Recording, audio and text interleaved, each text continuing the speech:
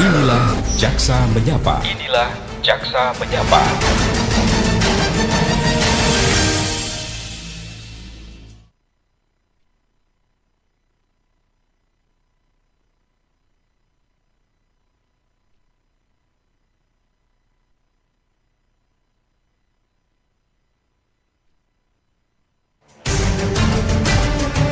Saatnya Anda ikuti dialog interaktif Jaksa Menyapa. Ruang khusus untuk memperoleh pencerahan, solusi tentang keluhan, permasalahan hukum yang Anda hadapi. Jaksa Menyapa juga memberikan informasi secara tepat dan akurat dalam menyikapi berbagai isu penegakan hukum baik di tingkat lokal maupun nasional. Inilah Jaksa Menyapa. Inilah Jaksa Menyapa.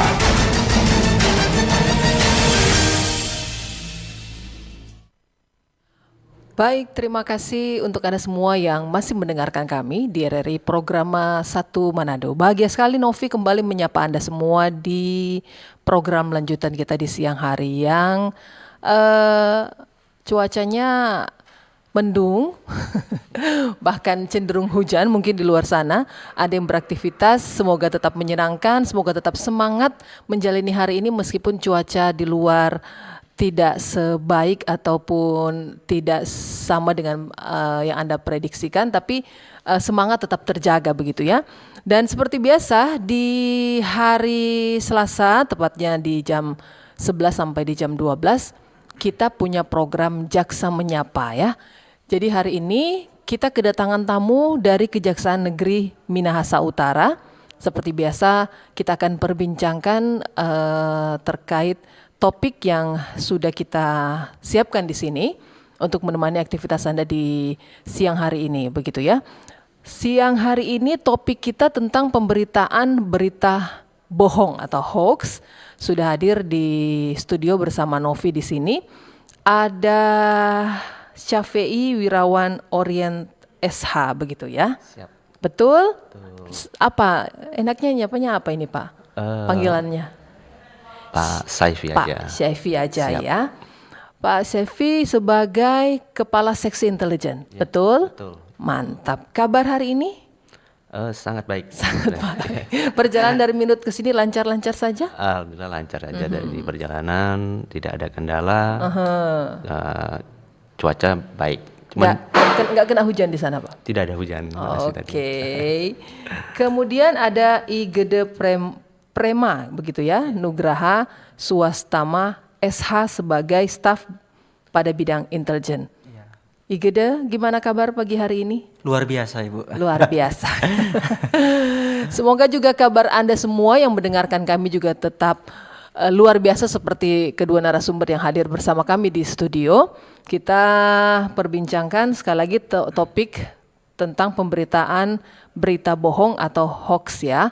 Anda nanti boleh bergabung bersama kami, sampaikan pertanyaan atau pendapat Anda melalui line telepon, SMS atau WA di nomor 0821 95835080 atau juga bisa bergabung di kolom komentar di channel YouTube kami RRI Manado ya. Jadi Anda juga bisa mengikuti kami di YouTube kami yaitu di RRI Manado. Kemudian nanti ya untuk tanya jawab bersama pendengar nanti kita buka di sesi ada sesi sebentar pokoknya ya. Untuk saat ini kita perbincangkan dulu tentang materi ini bersama kedua narasumber yang sudah hadir bersama Novi di sini.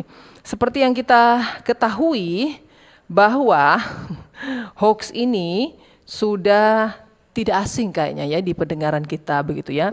Jadi maraknya penyebaran hoax di era digital ini sebenarnya juga didorong oleh beberapa hal. Salah satu ada rendahnya juga tentang literasi digital dan cepatnya penyebaran informasi di media sosial. Nah, fenomena ini sangat berbahaya sebenarnya karena dapat memicu berbagai hal, misalnya perpecahan, kemudian kepanikan hingga kerugian finansial begitu. Kementerian Komunikasi khususnya dan Digital yang terus memantau dan memblokir ribuan konten hoax yang mendominasi isu politik, kesehatan, dan agama. Sebenarnya juga ada aturannya ya, ada undang-undang terkait pemberitaan hoax tersebut. Seperti apa dan bagaimanakah terkait hal ini? Mari kita diskusikan, kita perbincangkan bersama narasumber yang sudah hadir di sini bersama kami. Begitu. Kita ke dua narasumber, sebenarnya boleh diceritakan sedikit atau dijelaskan sedikit terkait topik kita yaitu hoax. Jadi apa sebenarnya ini hoax ini? Gimana Pak Syafei? Ya, terima kasih Ibu. Memang saat ini terkait berita bohong atau hoax, apalagi di zaman era digital ini begitu. sangat marak terjadi. Apalagi berita hoax itu sekarang ini literasinya atau gambarannya sangat mudah sekali untuk muncul di segala media sosial maupun ataupun ucapan-ucapan yang bersifatnya kepada masyarakat. Nah, berita hoax sendiri merupakan informasi atau berita palsu yang sengaja dibuat atau disebarluaskan dengan maksud untuk menyesatkan, menipu ataupun sampai dengan ada tindakan provokasi yang dapat menimbulkan keresahan di masyarakat. Biasanya hoax itu juga dapat berbentuk teks, gambar, ataupun video atau suara yang tidak berdasarkan fakta ataupun data yang tidak benar. Nah, secara umum gambarannya seperti itu ya, hoax itu seperti apa, seperti yang sudah dijelaskan tadi. Kemudian dari hal ini berarti ada jenis-jenis hoaxnya begitu ya, kira-kira seperti apa? Baik, untuk hoax itu sendiri memang terbagi ada berbagai macam kategori Bu.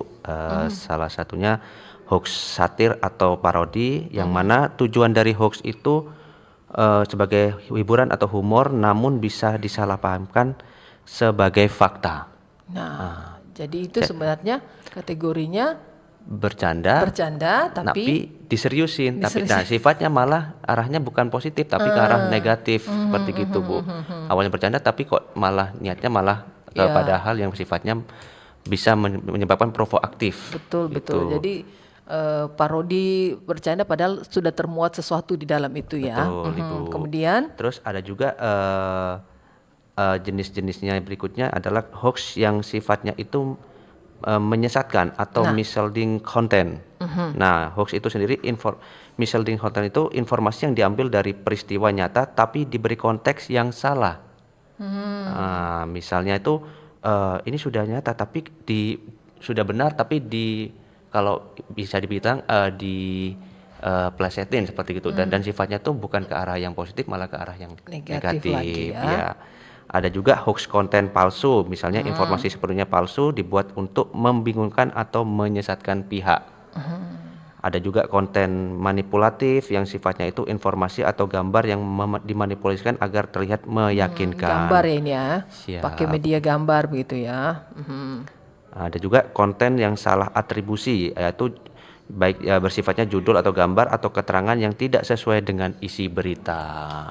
Oke, banyak jenisnya banyak, ya, Ibu. banyak jenisnya. Contoh-contoh jenis hoax sebenarnya di sini. Kalau ciri-cirinya yang paling bisa kita kenali bahwa itu hoax atau bukan, seperti apa? Coba Ige deh. Jadi kalau misalnya kita mau cari tahu gimana ciri-cirinya hoax itu seperti apa. Jadi kalau khususnya saya sendiri Ibu, saya kan termasuk golongan yang generasi muda ya, anak muda, dan juga zaman sekarang itu teknologi itu udah menjadi darah daging lah dalam hidup kami itu. Nah, jadi kalau misalnya khususnya saya sendiri, saya pasti melihat dulu isi dari muatan konten itu apa. Kemudian isinya dulu kita lihat apakah ini mengarahnya ke hal yang positif atau negatif, karena kan sekarang itu semua informasi udah pasti masuk ke media sosial Bu. Nah jadi kita lihat dulu ini apakah membawa berita yang baik atau berita yang buruk. Kemudian kita verifikasi lagi apakah ini benar-benar dari sumber yang terpercaya atau bukan. Karena kan berita sekarang ini Bu banyak yang seolah-olah dibesar-besarkan, kemudian ada yang seolah-olah dipendam seperti itu. Nah jadi kita verifikasi lagi, ini sumbernya dari mana. Kemudian kita lihat juga audiensi yang melihat dari Berita konten itu? berita ini apakah cakupannya besar atau tidak. Nah, ini juga masuk ke peran kami di kejaksaan bagaimana nanti seandainya konten ini berdampak negatif. Nah, di sana kami masuk dalam peran sebagai peran di kejaksaan gitu. Jadi kalau kami melihatnya seperti itu, muatan-muatan ciri-ciri bagaimana bisa melihat konten itu hoax atau enggak, kita lihat, kita verifikasi kembali seperti apa. Kemudian kalimat-kalimat penulisannya, apakah penulisannya profesional atau sembarangan seperti itu. Kemudian kita lihat apakah di dalam muatan itu ada bukti, foto atau yang memang real, karena kan sekarang ada AI, Bu. Betul. AI itu mempengaruhi, Bu. Jadi bisa dibuatkan, misalnya kalau kita buatkan prompt di suatu AI, buatkan foto dengan gini. Misalkan seorang memancing di sungai, padahal kita tidak ada orang memancing di sungai. Langsung nampak. Nampak nyata seperti itu ya. Iya, seperti itu. Nah, itu yang kita harus hati-hati. Itu sih sebenarnya yang bisa buat kita gini sih, Bu. Ya, jadi pada dasarnya kalau kita melihat sesuatu jangan langsung dulu dipercaya begitu atau tidak dipercaya, tapi kita verifikasi dulu begitu ya, seperti yang dijelaskan tadi. Iya, Bu. Nah, dari pemberitaan-pemberitaan hoax ini pasti memiliki dampak begitu ya. Kira-kira dampaknya apa nih, Igede? Nah, kalau sebenarnya banyak sih dampaknya, Bu. Nah. Kalau berita ini karena kan sangat luas sekali dari yang paling muda sampai yang paling tua mengakses, Bu. Iya, kan bebas sekali kan sekarang, Iya, siapapun betul. bisa langsung dapat informasi di handphone. Iya, betul sekali. Nah, kalau kita lihat dari dampak sosialnya, Bu, itu dampak negatifnya itu bisa menyulut konflik, Bu. Kalau misalnya berita itu apalagi orang-orang yang melihat berita itu mudah percaya, tidak melihat ciri-ciri yang tadi disampaikan seperti itu, Bu. Betul. Kemudian menimbulkan kecemasan, Ibu. Nah, di samping itu ada dampak politik juga, Bu. Sampai ke politik juga Iya, sampai ke berdampak politik, ya. Bu. Iya, jadi kalau zaman sekarang kan, Bu, dampak politiknya yang lebih Paling besar. besar. Paling besar dampak politiknya ya, Bu. Nah, dampak politik mungkin kita bisa lihat juga dari di Facebook, karena kan di Facebook sangat banyak sekali, Bu. Tersebar, Bu. Usernya, penggunanya banyak, jadi Iya, cepat sekali. betul. Ada usernya anonim, Bu. Ada yang buat namanya tidak asli gitu. Jadi kan mungkin karena di Facebooknya luas kayak gitu, orang-orang mudah percaya, Ibu. Jadi kalau saya lihat yang sekarang dampak politik yang lebih besar, walaupun udah nggak tahun politik, Bu, tapi tetap aja, Bu, mau ada gerakan sedikit juga seperti itu, Bu. Dampak ekonomi juga ada, Bu. Ekonomi juga berpengaruh. Iya, hukum juga, Ibu. Nah, seperti itu, Bu. ternyata dampaknya memang luar biasa. Memang betul ya, dengan berita hoax ini bisa merubah banyak hal, dan suatu hal juga bisa merubah segala sesuatu. Nah, ini yang menarik sebenarnya dari beberapa penjelasan tadi, hoax yaitu pemberitaan berita bohong, sebenarnya sudah ada dasar hukum penanggulangan hoax begitu ya. Betul. Seperti apa dasar hukumnya dan bagaimana sebenarnya yang bisa orang ketahui bahwa sebenarnya orang boleh karena ini ada di undang-undang, Kang, begitu kan dia cerita. Seperti apa nih, Pak Sefi? Baik, terima kasih ya. Berkaitan dengan dasar hukum itu sendiri terkait dengan berita hoax itu sebetulnya sudah ada regulasinya ataupun aturannya, Bu, untuk mencegah maupun apabila itu terjadi bisa dilakukan penindakannya. Dasar hukum itu sendiri saat ini yang sudah digunakan untuk pemberitaan bohong atau berita hoax itu pada Undang-Undang ITE, Informasi Teknologi Elektronik, dan juga KUHP, Bu. Nah, untuk Undang-Undang ITE itu sendiri diatur di pasal 28 ayat 1 yang mana setiap orang dengan sengaja atau tanpa hak menyebarkan berita bohong dan menyesatkan yang mengakibatkan kerugian konsumen dalam transaksi elektronik itu bisa dipidana. Nah, ancamannya pun juga tidak main-main ya. Ada pidana badan maupun pidana lainnya, Bu. Nah, itu sendiri juga terkait dengan berita hoax itu juga diatur juga di Kitab Undang-Undang Hukum Pidana atau di aturan terbaru, yang mana di KUHP itu sendiri barang siapa yang menyebarkan berita bohong dan sifatnya bisa menimbulkan kerugian sampai dengan adanya ataupun dampak kerusuhan yang pada masyarakat yang nyata, itu juga ada sanksi pidananya, Bu. Jadi memang berita hoax itu sendiri tidak serta-merta dibolehkan, tapi semua itu pasti ada aturan yang melarang. Karena pasti dari berita hoax itu sendiri, apalagi sampai menimbulkan dampak yang nyata dan konkret, itu pasti akan dijerat ya. Nah, ancaman pidana di sini baik tertulis untuk pidana yang berkaitan dengan berita hoax ini, Bu, terhadap pelakunya di Undang-Undang ITE diancam maksimal 6 tahun penjara dan denda maksimal 1 miliar rupiah. Jadi 6 tahun penjara loh ya, perlu diingatkan kepada siapapun itu bahwa sebenarnya sudah ada undang-undang dan pidananya, ancaman pidana bisa sampai 6 tahun penjara begitu ya. Betul, Ibu. Kemudian kalau di KUHP ini bisa juga maksimal 10 tahun penjara. Wah. Betul. Jadi kita harus lebih bijak sebenarnya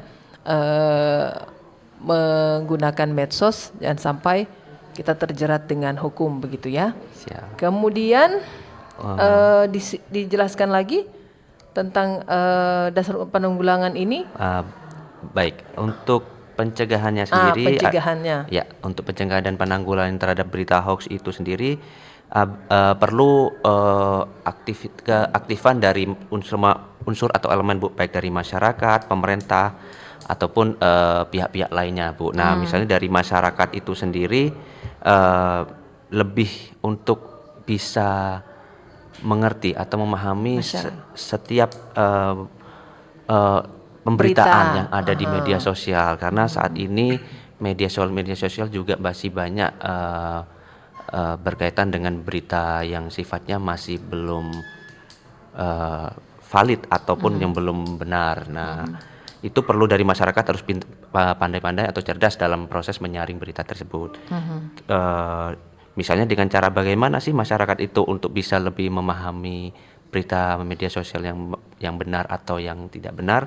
Nah, bisa dengan melacak dari situsnya yang mengeluarkan itu. Ya, informasi tersebut, atau juga melihat sumbernya ataupun subjektif dari isi dari beritanya itu, dan dari maksudnya terkait dengan sumber-sumber pemberitaannya, Bu.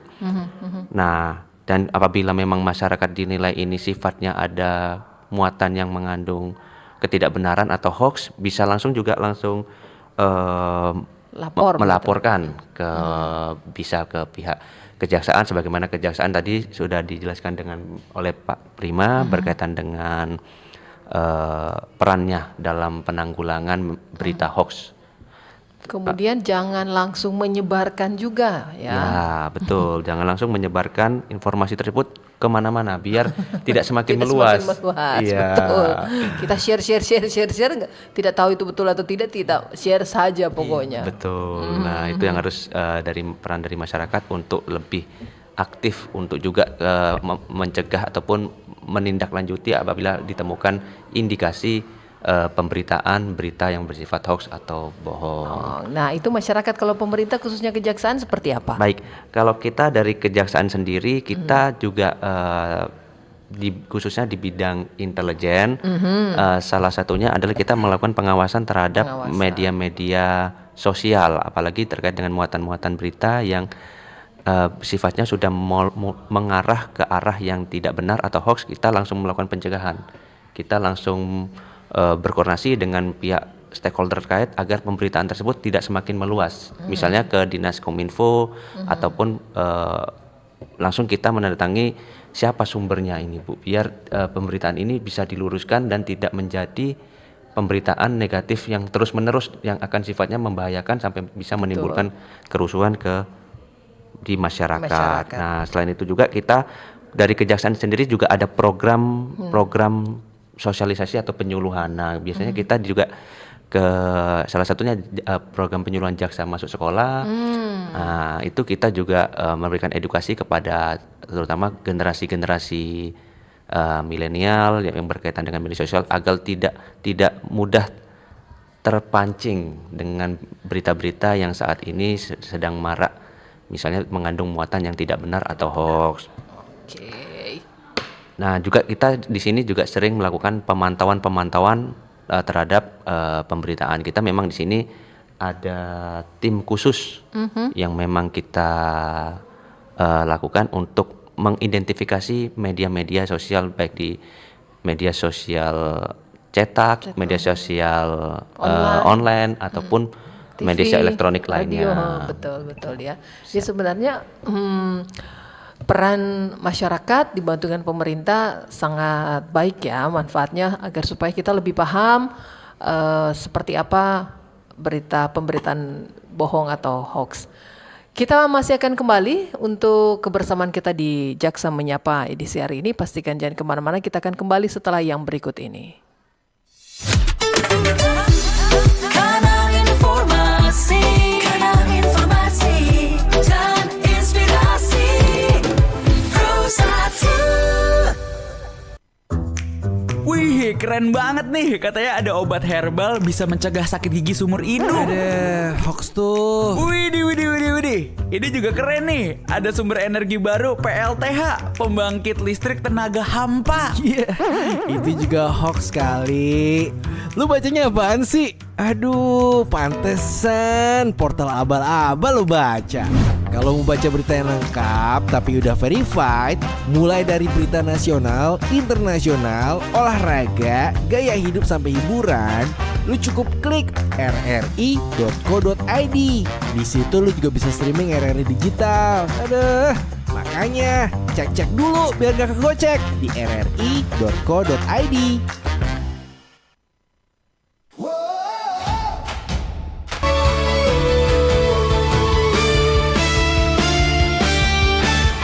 Telinga, dengarkan komentator idola, imajinasimu menyala.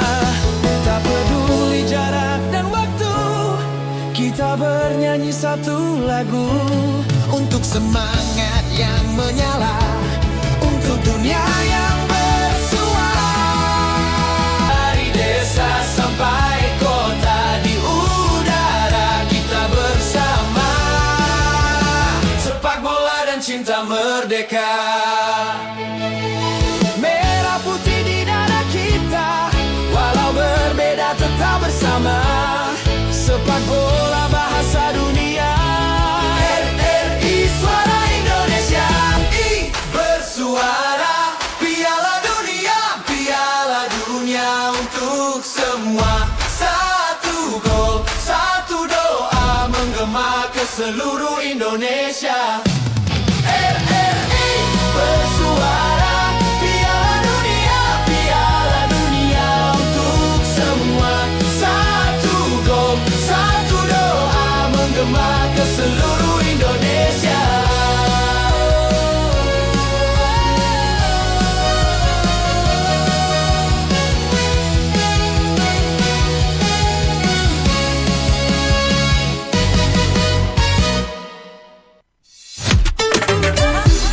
Kanal informasi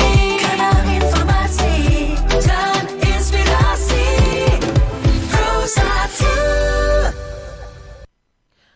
Terima kasih Anda masih mendengarkan kami di RRI Programa 1 Manado. Anda masih juga bisa menyaksikan atau menonton siaran kami di channel YouTube kami RRI Manado, begitu ya.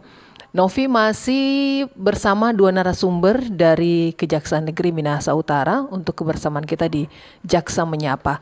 Masih ada Cevi Wirawan Orien SH sebagai Kepala Seksi Intelijen, kemudian Igede Prema Nugraha Swastama Esa sebagai staf pada bidang intelijen, dan masih terkait topik kita tentang pemberitaan berita bohong ya. Anda yang sudah ingin bergabung bersama kami, silakan langsung saja di nomor telepon di WA 0821 95835080. Komen di YouTube channel kami di RRI Manado juga boleh, begitu ya. Kami sudah kasih kesempatan jika Anda ingin bergabung bersama kami. Nah, yang jadi pertanyaan juga siang hari ini untuk hoax ini, kalau torang yang menyebarkan seperti apa? masuk kategori pelanggaran atau seperti apa? Torang dang yang share dang begitu. Apakah torang itu juga masuk kategori pelanggaran di situ? Gimana Pak? Baik, terima kasih. Bu, berkaitan dengan yang penyebar juga pasti kan kita juga harus melihat setiap unsurnya dulu. Jadi kan memang siapa yang mau mulai dulu kan kita lihat awal mula pemberitaan ini dari siapa. Pasti kan misalnya tadi sempat juga dijelaskan oleh Pak Gede berkaitan dengan kita harus lihat dulu sumbernya. Nah, sumbernya ini dari mana? Nanti kita cross check. Nah, apabila dari pemberitaan itu sifatnya sampai menimbulkan kerugian ataupun dampak yang menimbulkan kerusuhan di masyarakat, dari pemberitaan yang awal mulanya muncul, nah nanti kita tarik ini siapa nih yang membuat berita tersebut. Nah, itu nanti kita dikaji lagi berdasarkan aturan-aturan apabila melewati media elektronik maka menggunakan Undang-Undang ITE. Namun apabila sifatnya ini muatannya berdasarkan informasi dan penyebarannya dipastikan dari orang yang sudah menyebarkan itu, nah maka orang yang melakukan tersebut bisa dilakukan proses pidana. Betul ya. Betul, Jadi ya. tetap ada penyelidikannya dulu ya. Siap. Seperti apa? Kemudian ini juga pemberitaan hoax ini apakah khusus di medsos atau seperti tadi juga kan di media koran elektronik. Kalau orang menyebarkan ucapan juga masuk ya? Baik. Jadi memang dalam kajian di ilmu hukum itu Bu juga ada salah satu di orang yang menyebarkan. Nah, dengan narasi dia apabila mengetahui bahwa muatannya itu mengandung adanya berita bohong atau berita hoax yang sifatnya berdampak negatif, maka patut juga untuk orang tersebut dilakukan proses pidana. Jadi orang juga memberitakan berita bohong juga bisa juga Iya, tapi harus ada dampak nyatanya, Bu. dampak dulu ya. Dampak nyatanya konkretnya, misalnya kerusuhan atau misalnya sampai ada demo yang bersifat anarkis sampai ada menimbulkan korban jiwa dan lain sebagainya. Itu. Ya. Kalau misalnya kalau paling ramai tuh ini di Facebook begitu toh. Kalau orang merasa terganggu, orang yang merasa terganggu, orang boleh melapor begitu. Orang merasa ada DP dampak Ya. Orang boleh melapor begitu. Prosesnya seperti apa? Baik, boleh. Jadi gini Bu, untuk proses lapor apabila merasa orang tersebut dirugikan dengan adanya pemberitaan tersebut dan sifatnya itu kerugiannya sudah nyata, dipersilakan untuk melapor. Tapi kan tetap dalam proses nanti kan pasti harus menggunakan kalau kajian-kajian dari mungkin dari ahli pidana atau ahli komunikasi, ada bisa sendiri tuh ahli bahasanya gitu Bu, untuk menerka atau mencerna terkait dengan pemberitaan atau narasi dalam pemberitaan tersebut Bu. Apabila memang ada muatan yang bersifatnya memang itu bohong dan orang tersebut merasa dirugikan, ya pasti nanti akan ada proses hukum yang berlaku gitu ya. Yang ingin bergabung silakan di 0821 95 835080 sambil kita baca dulu yang sudah bergabung di YouTube kami dari Ali_Purnama. Izin Pak, misalkan ada pejabat publik sering berpidato dan mengeluarkan pernyataan namun ternyata statementnya bohong. Apakah hal itu bisa disebut hoax? Kemudian apakah hal tersebut melanggar hukum dan bisa dipidana sesuai ketentuan undang-undang? Mohon penjelasannya. Terima kasih. Siapa yang ingin menjelaskan terkait hal ini? Geda. Baik, Pak Syafiq silakan. monggo. Baik, mohon izin Bapak Kastel dan Ibu. Iya. Jadi terima kasih atas pertanyaannya Bang Ali Purnama, pejabat publik. Jadi pertanyaan pejabat misalkan ada pejabat publik yang sering berpidato dan mengeluarkan pernyataan, namun ternyata statement bohong, apakah hal itu bisa disebut hoax? Nah, kalau itu kita lihat kembali, apakah muatan dari yang disampaikan itu seperti apa? Nah, kalau misalnya terkesan kita berbicara kalau misalnya terkesan mengada-ngada ya Bu ya. Misalnya kita bilang kita akan terbang ke bulan dengan menggunakan kalau realitanya kita menggunakan roket yang sudah disusun gitu. Tapi kalau realitanya nggak sesuai, itu kita bisa buat pengaduan. Nah, tapi nanti kita akan proses lagi di APH. Seperti apa, dibuktikan kembali, apa namanya, yang dibicarakan itu, apa namanya, yang disampaikan seperti apa gitu. Nah, khususnya kalau kita di Republik Indonesia ini kan ada kebebasan berpendapat dan juga buat masyarakat bebas memberikan pengaduan dan laporan itu pasti diterima gitu. Kalau misal memang dari Bang Ali apa namanya merasa ada orang atau mungkin oknum, laporin aja, sampaikan aja, itu pasti dikaji di khususnya di APH gitu. Tidak serta-merta apa namanya semua yang disampaikan tuh hoax, mungkin itu hanya ide atau apa gitu. Kan ada yang misalnya kalau ide belum tentu juga terjadi. Iya, kita bisa lihat potensinya, realisasi dan endaknya kayak gitu. Seperti itu. Seperti itu ya Ali ya.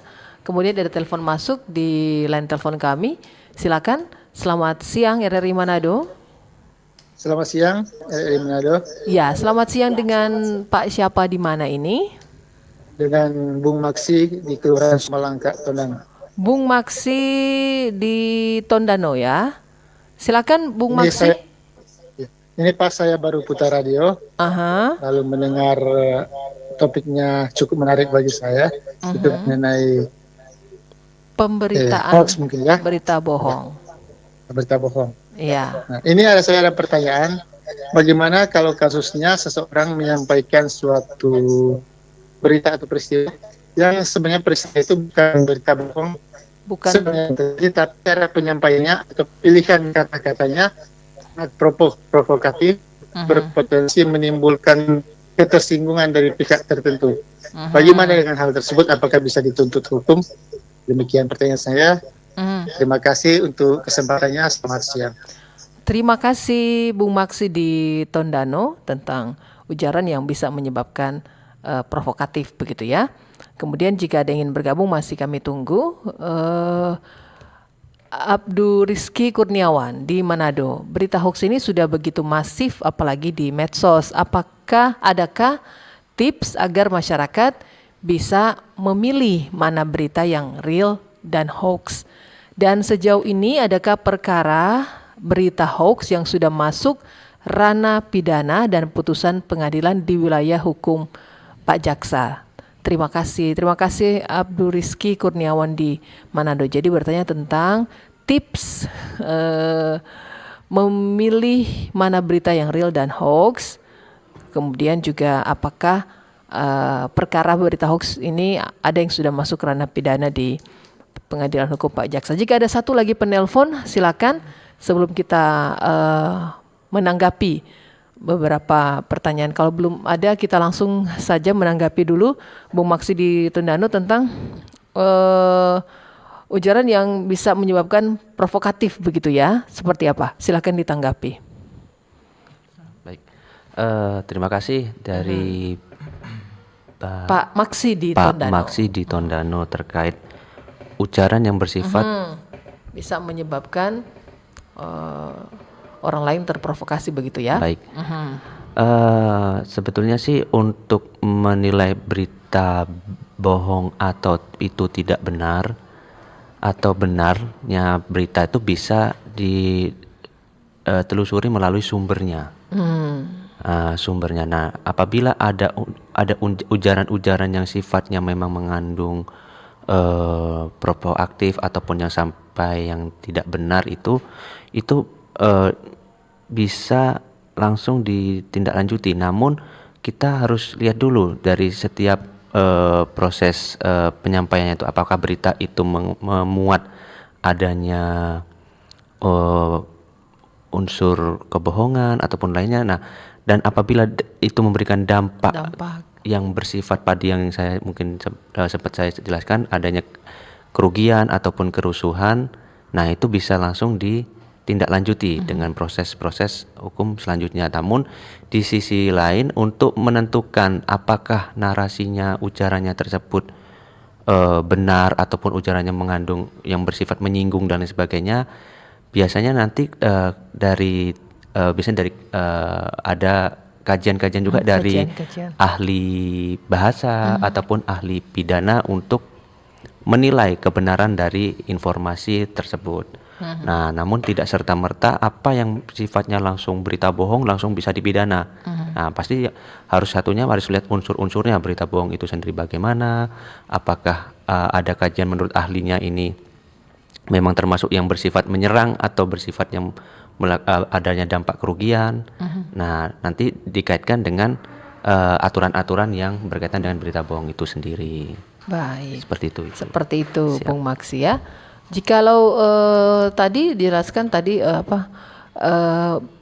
mana berita yang real dan hoax, tips-tips nih untuk pendengar, salah satu Abu Rizky Kurniawan yang ingin mengatakan bagaimana cara memilah berita yang real dan hoax. Dijelaskan kembali sepertinya tadi sudah dijelaskan bagaimana memilah dan cari tahu begitu ya. Jadi seperti tadi sudah sempat dijelaskan. Orang verifikasi ulang, cek and recheck lagi, sumbernya dari mana. Tadi sudah disampaikan. Seperti itu ya, Pak Gede ya.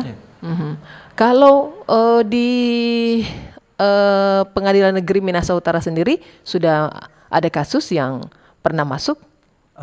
Kalau kasus sendiri kemarin sempat ada kasus tentang UITE, jadi kayak ujaran kebencian seperti itu, Bu.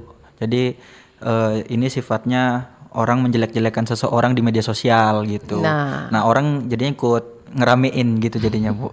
Ada beberapa kemarin. yang masuk ya. Iya, yang kemudian sedang diproses juga ada. Terus ditindaklanjuti apa sampai masuk pelanggaran? Sekarang iya, udah kan sebelumnya udah dari penyidik kepolisian tuh, kemudian masuk di kejaksaan, udah masuk di tahap persidangan kalau nggak salah, dan juga kemarin udah ada yang putus juga, ada yang eksekusi juga kayak gitu. Kalau memang benar-benar terbukti ada kajian-kajian terus memang bersalah ya pasti ada undang-undang begitu ya. Betul. Silakan di line telepon kami siang hari ini. Selamat siang, Jaksa Menyapa. Ya, selamat siang. Saya Ya. Selamat siang, dengan siapa di mana ini? Saya balik lagi tadi. Oh, Bung Maksi, silakan Bung Maksi, ada yang Teruskan pertanyaan saya. Mungkin salah paham itu narasumber. Yang Bisa. saya maksud kabar atau sesuatu yang disampaikan oleh seseorang atau suatu pihak itu benar terjadi, tapi narasi penyampaiannya provokatif. Jadi bukan kabar hoax, tapi cara menyampaikannya mungkin di media sosial atau di media mainstream itu tidak bijak. Jadi pilihan kata-katanya, pilihan narasinya provokatif sehingga menyinggung pihak tertentu. Jadi pilihannya provokatif. Pilihan kata-katanya provokatif, bukan pilihan kata-kata yang sejuk sehingga menimbulkan ketersinggungan dari pihak tertentu. Jadi bukan beritanya yang hoax, beritanya cara real, menyampaikan, tapi cara penyampaiannya yang tidak bijaksana sehingga menimbulkan ketersinggungan dari pihak yang lain. Itu yang saya maksud. Jadi mohon penjelasannya dari narasumber. Terima kasih. Baik, terima kasih Bung Maksi. Gimana? Sama saja sebenarnya ya? Atau seperti apa nih menanggapi Bung Maksi? Narasinya yang provokatif, tapi memang nyata, kejadiannya nyata begitu. Masuk kategori hoax kah itu? Baik. Sedikit menambahkan aja. Terima kasih sebelumnya untuk pertanyaannya, tambahnya lagi berkaitan dengan hal tersebut. Memang untuk penyampaiannya, apabila dia bersifatnya tidak tepat atau bijak, nah apabila itu dan sengaja untuk sifatnya bahasanya menyerang ya untuk pihak selain, dan itu niatnya untuk menimbulkan kerugian bagi pihak yang berkaitan yang disabarkan tersebut. Nah, itu bisa ditindaklanjuti pada tahap berikutnya, proses hukum berikutnya. Namun tetap apakah kita di sini tetap menggunakan ahli-ahli bahasa atau pidana untuk menilai karakter dari narasi yang disampaikan tersebut. Apalagi kalau memang itu dampaknya real atau nyata, memang sampai ada membuat adanya misalnya kerusuhan ataupun dampak fisik, misalnya ada sedikit pertikaian yang menimbulkan korban, nah itu bisa langsung tetap bisa terjerat. Tapi tetap prosesnya semua itu harus dilihat penyampaiannya ini apakah memang masuk dalam kategori yang berita hoax atau memang sifatnya ke arah yang lebih arahnya ke penghinaan seperti gitu. Kalau berita bohong ini kan berita yang disebarkan. secara meluas atau Secara masif. yang masif seperti begitu. Oke, begitu ya. Untuk Bung Maksi di Tondano tetap harus ada kajian-kajian dan juga ahli-ahli yang nanti akan menentukan bagaimana apakah itu berlaku nyata atau seperti apa dan akan ada tindak lanjutnya. Kita akan break dulu, pastikan terus mendengarkan kami di Jaksa Menyapa. Kami akan kembali setelah yang berikut ini. Kanal informasi dan inspirasi Pro 1.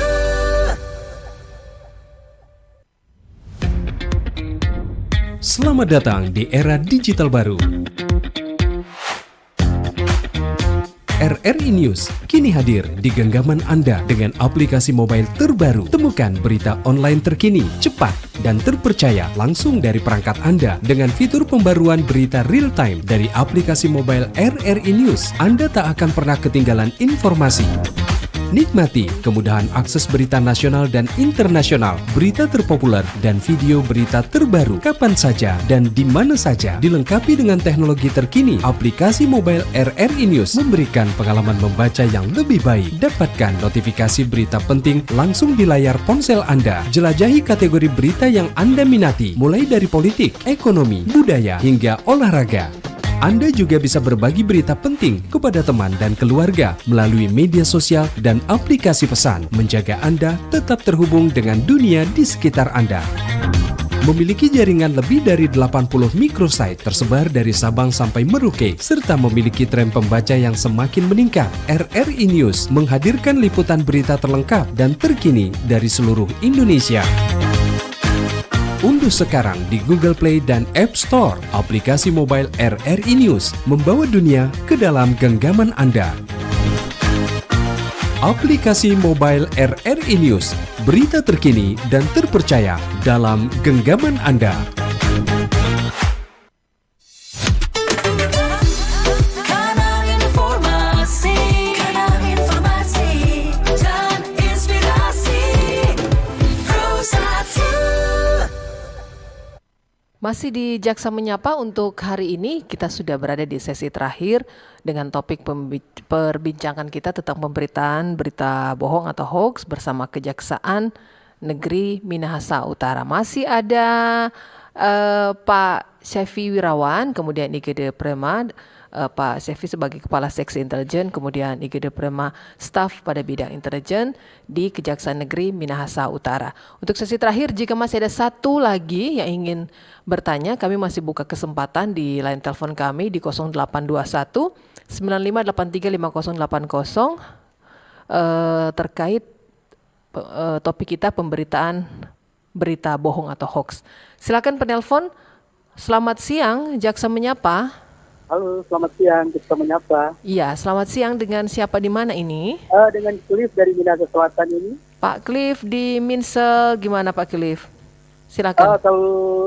Cuaca sekarang hujan deras. Sekarang hujan di sana. Oh, sudah duluan. Makanya sekarang monitor ini pakai headset supaya akan kedengaran begitu kan. Betul. Selamat siang untuk kedua narasumber dari Kejari Minut ya. Iya, betul. Saya mau bertanya begini. Seandainya ada oknum atau ada orang yang mau viralkan salah satu pejabat daerah, contoh, si Bupati A melakukan pungli atau pemerasan kepada pegawai atau apa gitu, pokoknya di instansi lah begitu kan, kayak kamu harus beri begini, alasan begini. Tapi itu sudah ada data.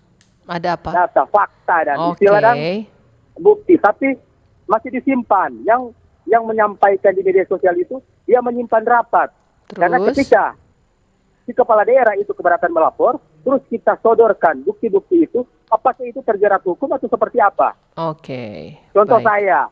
saya sebarkan Bupati Mangga begitu kan? Dia melakukan sudah memeras atau pungli kepada perangkat pemerintah ini. Tapi ada perangkat tidak mau, enggan. Mungkin mereka takut mau sampaikan, tapi mereka cari orang begitu kan. Tapi mereka sudah ini bukti-bukti ya, via chat atau telepon sudah direkam. ketika dia lapor di di pengadilan nanti, kamu sodorkan ke aparat penegak hukum yang mana ini ternyata terbukti. Itu kira-kira seperti apa menurut Kejaksaan Negeri supaya masyarakat lebih paham. Itu saja. Terima kasih. Terima kasih banyak, Cliff di Minsel. Selamat siang, begitu ya. Bagaimana nih kita tanggapi tentang oknum orang yang memviralkan pejabat daerah bahwa melakukan pemerasan dan bla bla bla? Apakah itu juga terjerat hukum atau seperti apa? Baik, terima kasih atas pertanyaannya Pak Cliff. Mungkin saya sedikit menanggapi Pak ya. Kalau kami melihat Bapak memviralkan di media sosial, menurut saya sendiri kayaknya kurang elok Pak kalau memang terjadi suatu yang diduga adanya tindak pidana Bapak. Apalagi Bapak atau yang bersangkutan memiliki bukti-bukti yang kuat, bukti-bukti yang cukup dan faktual. Alangkah lebih baiknya langsung dilaporkan ke pihak berwajib. Nah, karena kenapa? Kita kan Indonesia ini negara hukum ya Pak ya. Jadi kalaupun mau diviralkan di Facebook, kalau di zaman sekarang orang-orang mungkin menilai kalau viral baru ditindaklanjuti. Ya. Betul. Tapi APH ini juga tetap melihat Bapak apakah muatan yang ada di berita itu apakah benar ataukah buatan, kemudian dampaknya seperti apa itu juga dilihat gitu. Jadi kalau cuma memviralkan tanpa melaporkan ya sama saja cuma membuat sebuah berita hoax gitu yang dianggap penilaian seseorang itu bohong. Betul. Karena kecuali nanti Bapak buatkan laporannya kemudian pihak berwajib menindaklanjuti, dilimpahkan kemudian ke kejaksaan dianggap ini sudah ada pelanggaran. Ya, ada pelanggaran, disidangkan, dibuktikan. Nah, itu lebih elok jadinya Bapak. Jadi dengan ada bukti faktual diteruskan oleh APH yang terkait, kemudian di Facebook juga penyampaiannya enak disampaikan. Nah, itu lebih lebih bijaksana sebagai masyarakat juga menurut saya sih Pak. Daripada viral, Ya. padahal viral belum tentu juga ada bukti dan jadi masuk kategori hoax juga sebenarnya ya kalau belum ada data-data seperti itu ya. Jadi dari pembicaraan tadi bahwa pemberitaan berita bohong yang harus berdampak juga begitu ya. Jadi ada dampaknya, apakah itu meresahkan, menyebabkan suatu pertikaian dalam masyarakat, itu semuanya bisa ditinjau, nanti bisa diselidiki dan akan ada hukum yang menjeratnya. Iya, gini juga Bu, di undang-undang yang baru ini kan KUHP yang baru kan ada di Undang-Undang Nomor 1 Tahun 2023. Nah, ada penyesuaiannya di Undang-Undang Nomor 1 Tahun 2026 tentang penyesuaian pidana.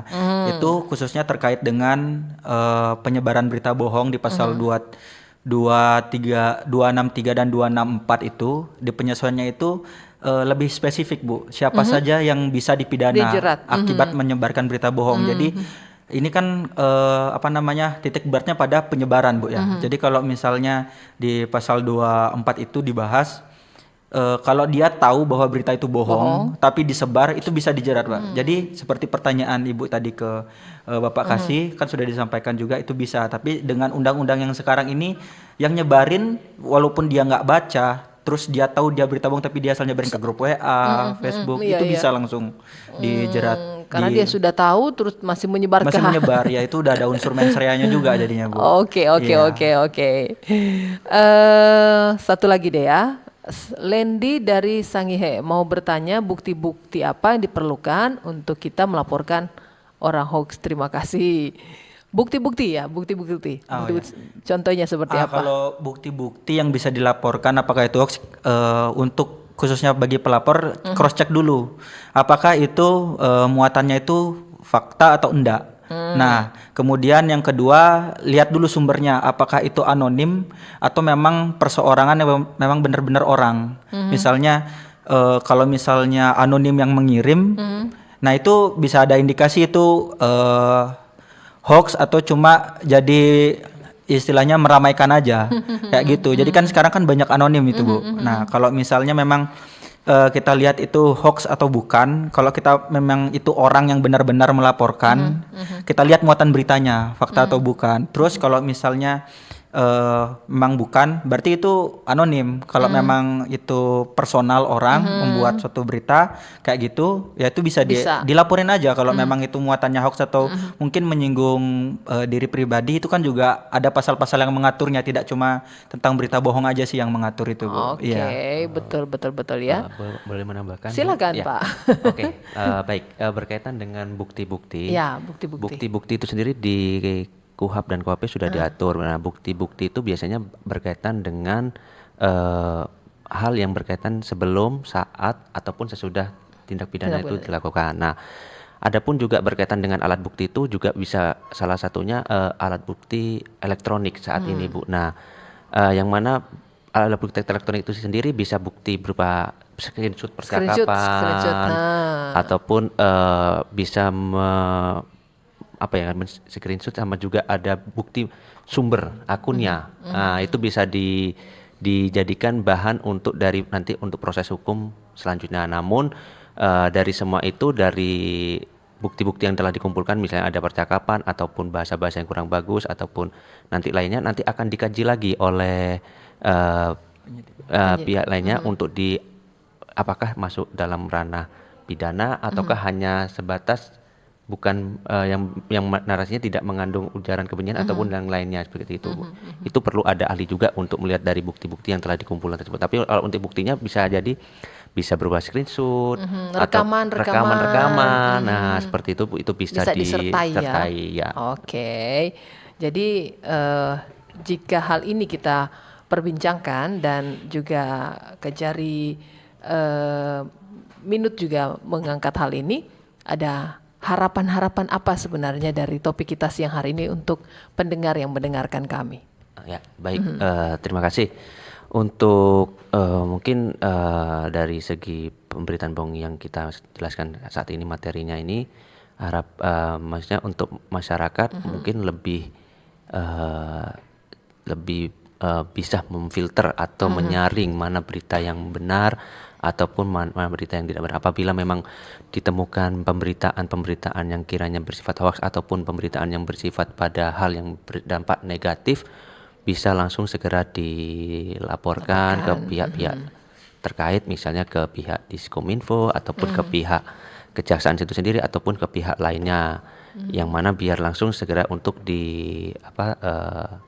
stop pemberitaan tersebut, bisa disaring biar tidak sampai tidak meluas dan bersifatnya masif, bahkan sampai bersifat merugikan pihak-pihak lainnya atau pihak-pihak tertentu. Nah, terus untuk harapannya di sini untuk materi saat ini jangan sampai ada pemberitaan-pemberitaan yang bersifatnya itu hoax, karena kan semua itu sudah diatur oleh hukum yang berlaku di Indonesia. Ada hukumnya. Nah, harapannya jangan untuk pemberitaan hoax ini sendiri jangan sampai ada terjerat begitu ya. Karena ada aturan yang mengatur begitu, Bu. Baik. Igede juga ingin ditambahkan, silakan. Kalau saya mungkin mau ngasih masukan untuk khususnya generasi muda yang baru, yang lebih mengerti dengan teknologi gitu. Kalau kita saat ini dibutakan oleh teknologi, jangan lupa baca buku, karena literasi itu penting. Literasi juga bantu untuk memfilter apakah itu berita itu hoax atau enggak gitu. Dan juga jangan lupa tidak terlalu meninggikan diri di media sosial. Jadi kita itu harus apa adanya, tidak berlebihan, karena siapa tahu yang berlebihan itu bukan beneran kayak gitu. Betul. Baik, terima kasih banyak untuk kehadiran dua narasumber kami dari Kejaksaan Negeri Minahasa Utara. Terima kasih banyak Pak Syafi Wirawan Oren SH sebagai Kepala Seksi Intelijen begitu ya. Kemudian Igede Premanugraha Swastama SH, terima kasih banyak sudah hadir bersama kami di studio, yang juga sudah bergabung di WA, di YouTube dan line telepon kami juga. Terima kasih banyak. Kami cukupkan sampai di sini dulu untuk kebersamaan kita di program Jaksa Menyapa edisi Selasa 19 Mei 2026. Sekali lagi semoga menyenangkan. Nanti kita ketemu lagi di lain waktu dan di lain kesempatan dengan topik yang berbeda. Saya Novi pamit undur diri. Terima kasih dan sampai jumpa. Terima kasih Anda telah mengikuti dialog interaktif Jaksa Menyapa. Partisipasi Anda membantu meningkatkan dukungan dan kepercayaan publik terhadap institusi penegak hukum.